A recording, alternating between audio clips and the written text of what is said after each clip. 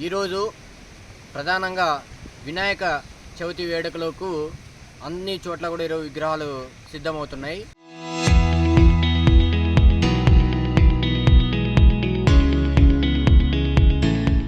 ప్రధానంగా ఈరోజు ప్రభుత్వం కానీ లేదంటే ప్రభుత్వ యంత్రాంగం కానీ వినాయక చవితి సందర్భాల్లో అనేక సార్లు తెలియజేస్తున్నారు. వీరు పర్యావరణానికి ముప్పు కలిగించే విధంగా ఉన్న విగ్రహాలు పెట్టకండి, మట్టి విగ్రహాలనే ప్రతి చోట వాడండి అని చెప్పేసి చెప్తున్నారు. అప్పుడు వినాయక చవితి రేపు ఉండే అనంగా ఒకరోజు 2 రోజుల ముందు మట్టి విగ్రహాలు పంపిణీ చేస్తున్నారు.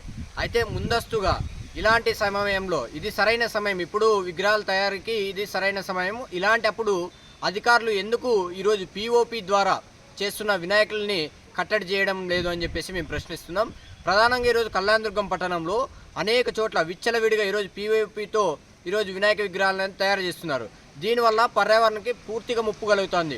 ఈరోజు ఆ విగ్రహాలని గ్రామీణ ప్రాంతాల్లో బావిల్లోనూ, చెరువుల్లోనూ, కాలువల్లోనూ, కుంటల్లో వేయడం ద్వారా ఆ పిఓపి అనేది ఆ మట్టిలో కలిసిపోయి ఎక్కడ కూడా అది పర్యావరణానికి ఇది కాకోకున్నట్టు, అలాగే పిలకలు ఉండడం వల్ల దాని నుంచి పూర్తిగా నీళ్లు అనేది కూడా భూమిలోకి ఇంకడం లేదు. ఈ కెమికల్ వాడడం వల్ల ఈరోజు నీటిలో ఉన్న జలచరాలన్నీ కూడా చనిపోతున్నాయి.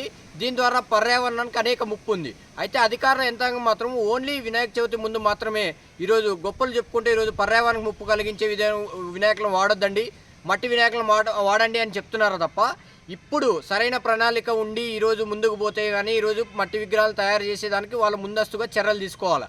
లేని పక్షంలో ఇలాంటివి పర్యావరణానికి పూర్తిగా ముప్పు కలిగిస్తుంది. కళ్యాణదుర్గంలో ఈరోజు మున్సిపాలిటీ అధికారులు ఏ ఒక్క పర్మిషన్ లేకుండా కూడా ఈరోజు పుట్టగొడుగుల్లో ఈరోజు విగ్రహాల తయారీ కేంద్రాలు ఏర్పడుతున్నాయి. దాని మీద కళ్యాణదుర్గం మున్సిపల్ కమిషనర్ గారు చర్యలు తీసుకొని మట్టి విగ్రహాల తయారీకి కృషి చేయాలని చెప్పేసి మేము కోరుతా ఉన్నాం.